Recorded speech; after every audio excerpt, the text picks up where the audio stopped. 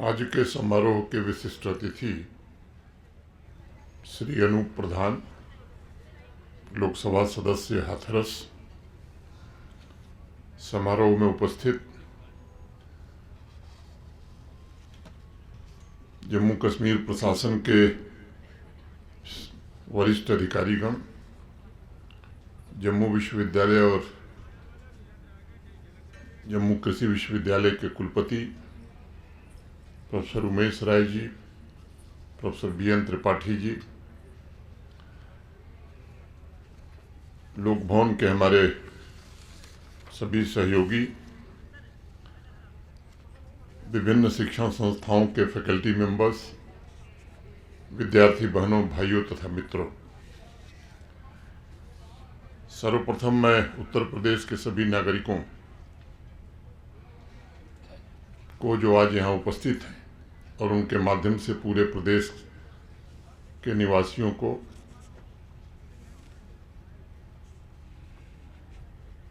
आज के स्थापना दिवस की हार्दिक शुभकामनाएं और बधाई देता हूँ। सांस्कृतिक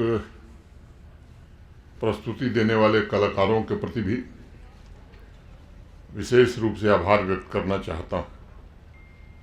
संयोग से कल ही मुझे काशी जाने का सौभाग्य मिला था, तो आप सबके लिए बाबा विश्वनाथ का आशीर्वाद भी लेकर के मैं आपके बीच उपस्थित हूँ। ईश्वर से प्रार्थना है कि आप स्वस्थ रहें, उत्तर प्रदेश नित नई ऊर्जा से विकास के पथ पर अग्रसर हो। संत कबीरदास जी का नाम आप सबने सुना है, काशी से ही थे। उनकी दो पंक्तियां मुझे ध्यान में आ रही हैं, मैं आपके समक्ष उसे उद्धृत करना चाहूँगा। सतसंगति है सूप ज्यों, त्यागे फटक यसार, कहे कबीर गुरु नाम ले, परसे नहीं विकार। अर्थात सत्संग अनाज साफ करने वाले सूप के समान होता है, जो व्यर्थ के कणों को अलग अलग कर देता है। पिछले 10-11 वर्षों में विशेष रूप से उत्तर प्रदेश में भारत के सम्माननीय प्रधानमंत्री जी के नेतृत्व में काफ़ी विकार उत्तर प्रदेश का समाप्त हुआ है और उत्तर प्रदेश प्रगति के पथ पर अग्रसर हुआ है। एक अलग पहचान उत्तर प्रदेश की स्थापित हुई है। बीमारू राज्य से उत्तर प्रदेश आज भारतवर्ष के ग्रोथ इंजन के रूप में आगे बढ़ रहा है और जो लक्ष्य उत्तर प्रदेश ने रखा है कि जब भारत की अर्थव्यवस्था $5 ट्रिलियन की होगी तो उत्तर प्रदेश का उसमें योगदान $1 ट्रिलियन होगा। ये स्वाभाविक रूप से उत्तर प्रदेश के लिए अभूतपूर्व और ऐतिहासिक उपलब्धि होगी। मैं ये भी कहना चाहूँगा कि आज उत्तर प्रदेश अपने प्राचीन गौरव को प्राप्त करने की दिशा में तीव्र गति से आगे बढ़ रहा है। प्राचीन काल में इसे कौशल साम्राज्य भी कहा जाता था। वर्तमान उत्तर प्रदेश से लेकर उसकी सीमा पश्चिमी उड़ीसा तक और उसे भारत की चेतना का केंद्र भी माना गया है। तमाम लेखकों ने प्राचीन उत्तर प्रदेश के क्षेत्र को भारत का हृदय स्थल भी कहा है और यहीं सभी वेद, उपनिषद, रामायण, महाभारत और पुराण, इन सब की रचना भी इसी पुण्य भूमि पर हुई थी। मैं मानता हूं कि उत्तर प्रदेश एक ऊर्जा क्षेत्र है जिसने संस्कृति की संवेदनशीलता पूरे भारत को प्रदान की है। राम, कृष्ण और शिव की जन्मस्थली भी यही है, वैदिक संस्कृति का उद्गम स्थल भी यही है, बुद्ध, महावीर, कबीर जैसे ऋषि मुनियों की तपस्थली भी यही है, भगवान शिव का बसाया हुआ विश्व का प्राचीनतम नगर काशी भी इसी उत्तर प्रदेश में है। उर्दू के एक मशहूर शायर थे नजीर बनारसी, काशी में ही जन्मे थे। उन्होंने बनारस के बारे में एक नज्म लिखी, मेरा दरवाज़ा खुला रहता है उसकी खातिर, मेरा दरवाज़ा खुला रहता है उसकी खातिर, शहर भी जिसका है हकदार, वह घर मेरा है। मुझसे जब पूछ मगर ऐब किसी के ना पूछ, मुझसे सब पूछ मगर ऐब किसी के ना पूछ, सबके ऐबों को छुपाना ही हुनर मेरा है।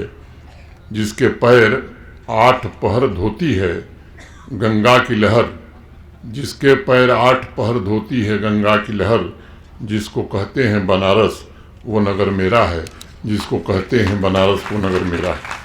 मुझे लगता है कि कई बार उत्तर प्रदेश की पूर्णता को शब्दों में बयां करना बड़ा कठिन कार्य होता है।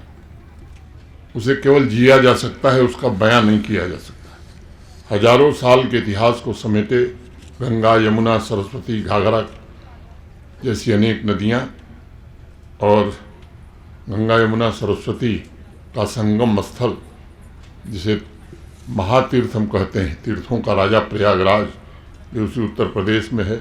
गत वर्ष कुंभ मेले ने दुनिया में एक अपना कीर्तिमान स्थापित किया।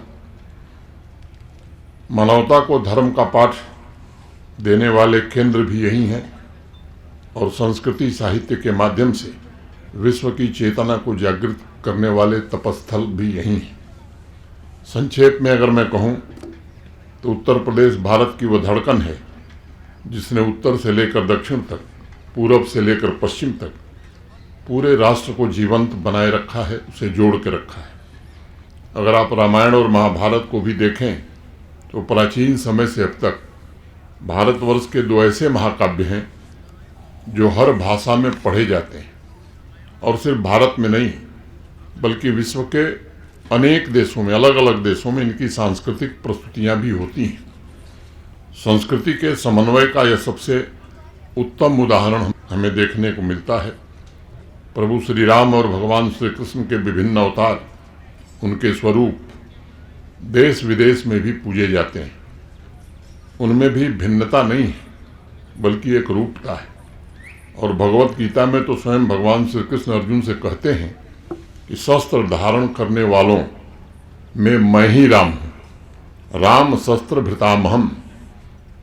माननीय प्रधानमंत्री जी 25 नवंबर 2025 को अयोध्या में राम मंदिर के ध्वजारोहण के अवसर पर उन्होंने कहा कि भगवान अब अपने स्थान पर विराजमान है और यह ध्वजा दुनिया भर के करोड़ों राम भक्तों तक संदेश ले जाएगी कि रामलला का भव्य मंदिर अब पूर्ण रूप से तैयार हो गया है। उन्होंने पूरे विश्व को संदेश दिया कि भारत वह भूमि है जहां विभेद दूर करके एकता, शांति, समन्वय और भाईचारे की शिक्षा दी जाती है। उत्तर प्रदेश के ऊर्जा क्षेत्र से ऋषियों मुनियों ने तपस्या द्वारा हमें एक अनमोल दर्शन तत्व भी दिया। सभी खोज के ऊपर एक खोज है और वह है स्वयं की खोज, जो उत्तर प्रदेश से ही मनुष्य को मिलती है।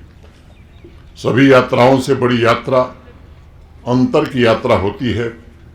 आज की तेजी से भाग रही दुनिया के पालन के लिए ये बहुत बड़ा मंत्र है। मित्रों, संस्कृति अध्यात्म के अलावा उत्तर प्रदेश ने विभिन्न क्षेत्रों में अनेक प्रतिभाओं को जन्म दिया है, जिन्होंने आधुनिक भारत में स्वतंत्रता आंदोलन तथा उसके पश्चात राष्ट्र के निर्माण में अपना महत्वपूर्ण योगदान दिया है। अगर मैं स्वतंत्रता आंदोलन की बात करूं तो 1857 में ही स्वतंत्रता का पहला बिगुल देश में बजाने का काम उत्तर प्रदेश में मंगल पांडे ने किया। झांसी की रानी का नाम हम सब जानते हैं।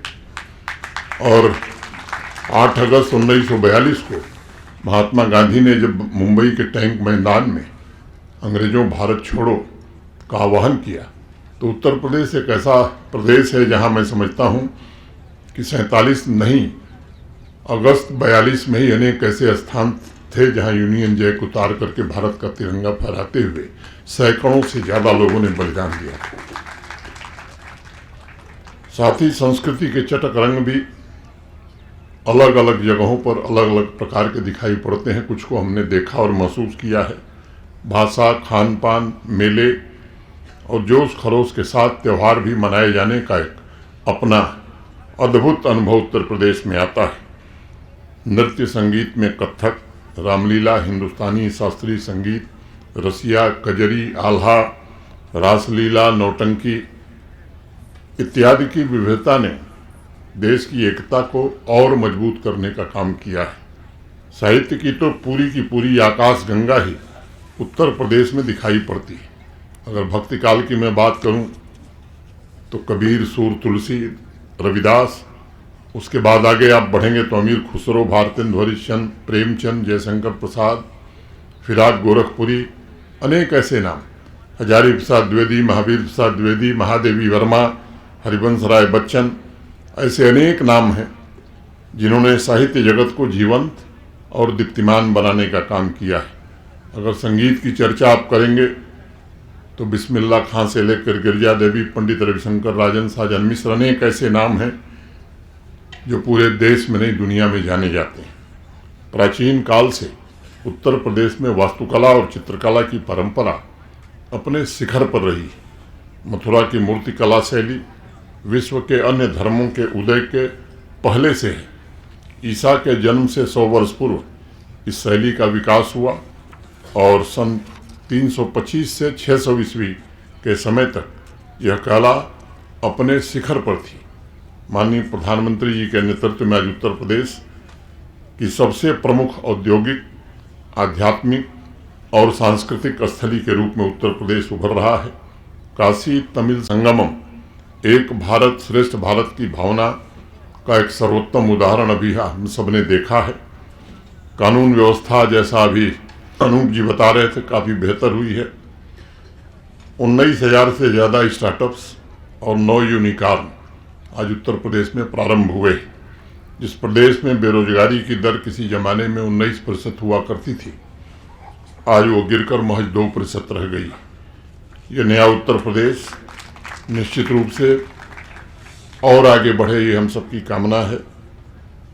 और मेरी कामना है कि सर्वजन के कल्याण के साथ इसी तरह यह प्रदेश तरक्की करे और एक भारत श्रेष्ठ भारत की भावना को और अधिक मजबूत बना सके। ये सच है कि आबादी के हिसाब से भी देश का सबसे बड़ा प्रदेश है, सबसे ज़्यादा प्रधानमंत्री देने वाला प्रदेश है, लेकिन केवल संख्या बल के कारण देश के अधिकांश प्रधानमंत्री उत्तर प्रदेश से है, ऐसा नहीं है।